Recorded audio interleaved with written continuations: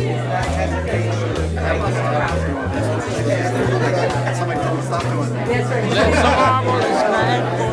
Dad.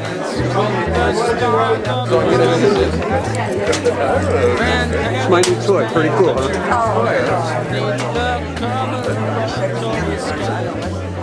All the leaves on the trees are falling to the sound of the breeze. And I'm trying to make it fall of your heartstrings with your You know the night's magic seems to whisper and her. You know the soft moonlight. Our privilege tonight to honor one of our own. Happens to be my father, Bob Hess.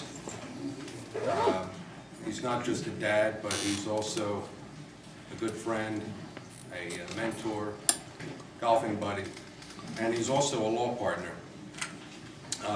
He's 85 years old.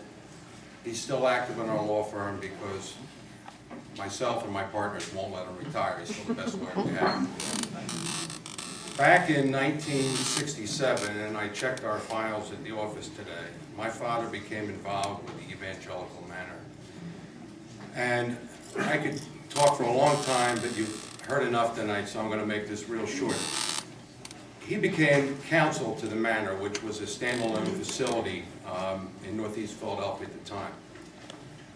He then formed our foundation, which at the time was the Evangelical Manor Foundation. Now it's Wesley Enhanced Living Foundation, that provides benevolent care to all of our residents who run out of money, who can't afford to stay. We don't ask them to leave, we keep them.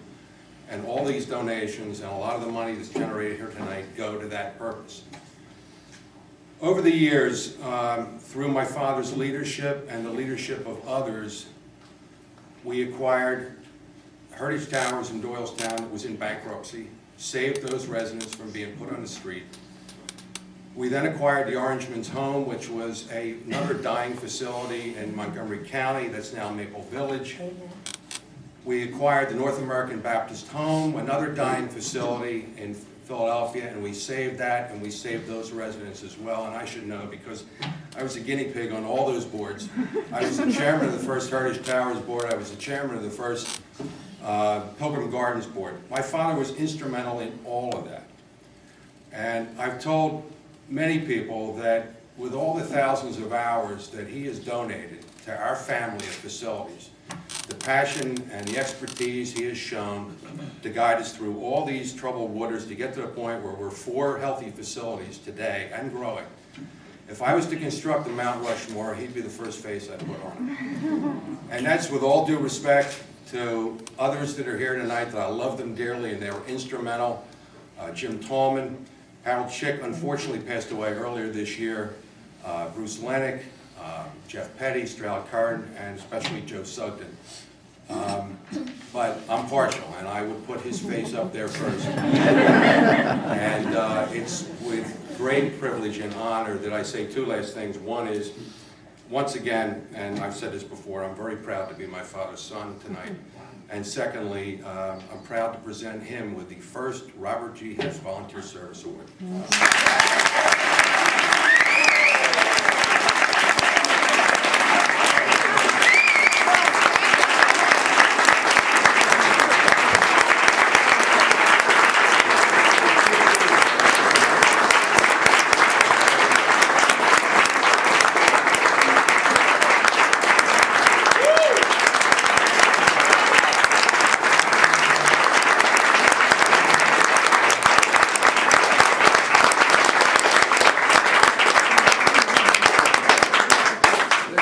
This was honestly totally unexpected. When I came in here tonight, I had no idea that I was to be honored at all. But when I saw family and friends that I never see around, I knew that something was afoot. And that took me back 45 years. To the time when I graduated from Penn Law School and my boss, who was an attorney, said, "Bob, you have to do something for me today. I want you to take your station wagon up to Evangelical Manor and ferry the residents to the voting booths. And that was my first interaction with this organization, which has continued, and it's been my great pleasure for so many years.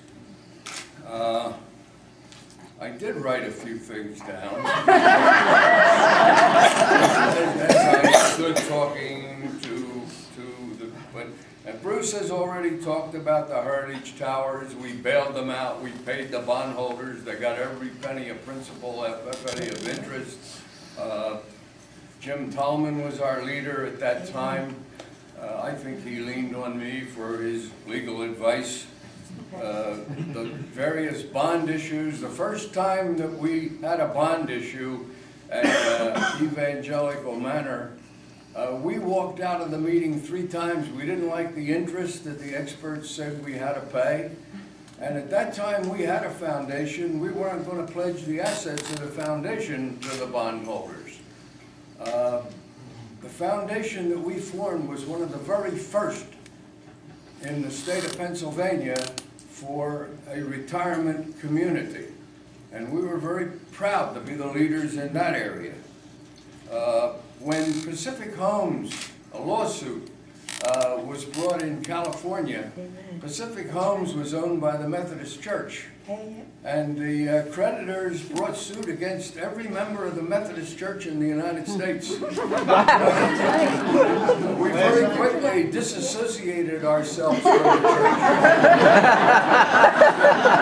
We had to go to the Eastern Conference and have them approve this division, but it worked. And we are independent. There was a time when a union was organizing our group, and I think it was Tony Visco. He's an attorney, he's our labor lawyer, he's out here somewhere. I think it was he who said to me on the phone, "Bob, you want the strike to end? Don't let him use your bathroom."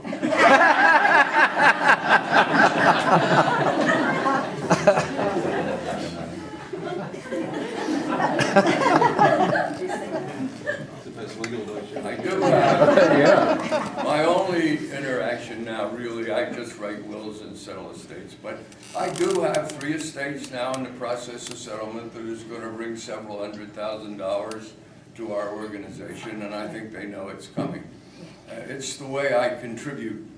At age 85, I can't do too much anymore. I can just take what comes my way. And I would like to say one more thing. It's nice to be honored at something like this. But I remember another organization was honoring one of its members for something great that he had done. And after he made a speech about all his accomplishments and how great it was while he was there and the things he did, and sat down, his wife got up and said, "You know, while he was doing all these great things, I was home taking care of the kids and doing the wash. I want you people to know that I have the greatest wife in the world, and without her,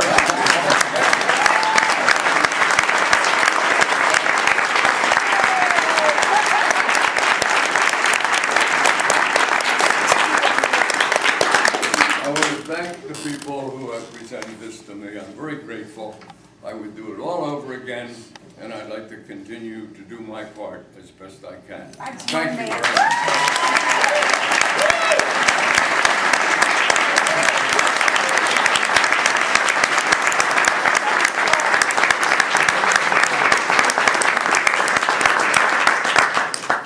Mrs. Hess tells me 61 years of wedded bliss.